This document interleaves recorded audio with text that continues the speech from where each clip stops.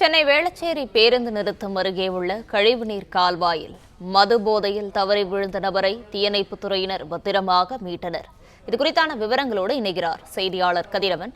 கதிரவன், இது குறித்தான முழு விவரங்களையும் பகிரலாம்.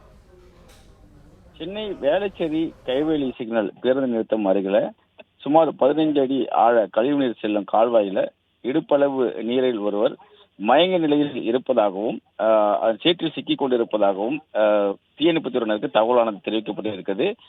தீயணைப்புத் துறையினர் சம்பவ இடத்துக்கு வந்து கயிறு மூலமாகவும் அதே போல ஏணி ஒன்றை இறக்கி தீயணைப்பு வீரர் அந்த இடுப்பளவு சேற்றில் இறங்கி அந்த நபரை மீட்டிருக்கிறார்கள். மது போதையில இருந்த அந்த நபரின் பெயர் பள்ளிக்கரணையை சேர்ந்த சங்கர் என்பது தெரிய வந்திருக்கிறது.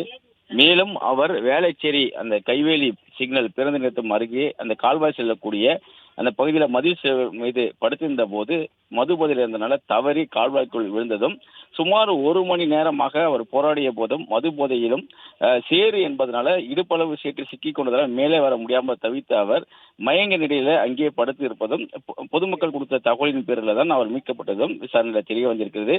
தற்போது அவர் மேல் சிகிச்சைக்காக மருத்துவமனையில் அனுமதிக்கப்பட்டிருக்கிறார். பள்ளிக்கரணையை சேர்ந்த சங்கர் என்பது விசாரணை தெரிய வந்த நிலையில வேளச்சேரி தீயணைப்புத் துறையினர் அவர் பத்திரமாக மீட்டிருக்கிறார்கள். அந்த மீட்கக்கூடிய காட்சிகளும் தற்போது வெளியாக இருக்கிறது.